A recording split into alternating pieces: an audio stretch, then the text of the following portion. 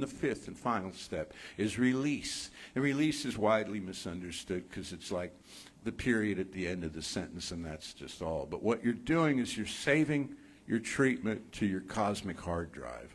That's how you might think of it. You're saving it to a system within yourself that knows how to go and get it, knows how to make it happen. You're releasing it.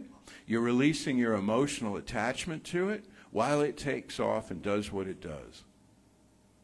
If you don't release it, you keep it up at a certain level in your consciousness where you're going over it and over it again and again. And it's like a little plant that you plant in the garden, and then you keep pulling the thing up to see how it's doing.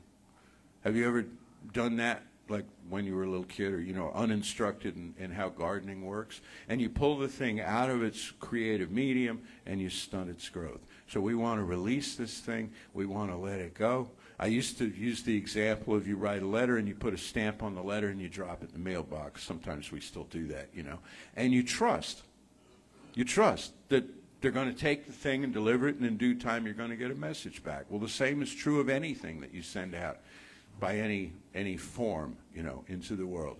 Is I am releasing this now and turning my attention to other things. So when you go see a practitioner and they do treatment for you, very often what they'll say at the end is, now you've poured out your heart to me and told me of the challenges that you're facing. I've treated about it. Now go see a movie.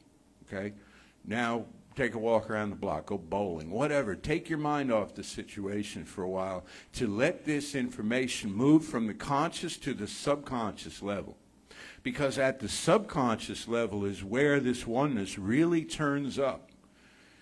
Being oneness, it's present at every level within itself, but at the subconscious level is where there is a connection, not only unmediated, but unfettered, unimpeded connection between our fields of consciousness and everybody and everything else's, you see. Symbolized by the space between the two parallel lines on this device behind me. Maybe I'll bring that up next week. But, okay? So the Word is deposited into, we call it the Word sometimes. We talked about in December. The Word is deposited into this field, and it goes and it finds collaborators for you. Okay? It finds partners for you to do this thing. Say, here's my story. Here's my story of my experience of spirit. Does it resonate with you? If so, let's get together. And we did, didn't we?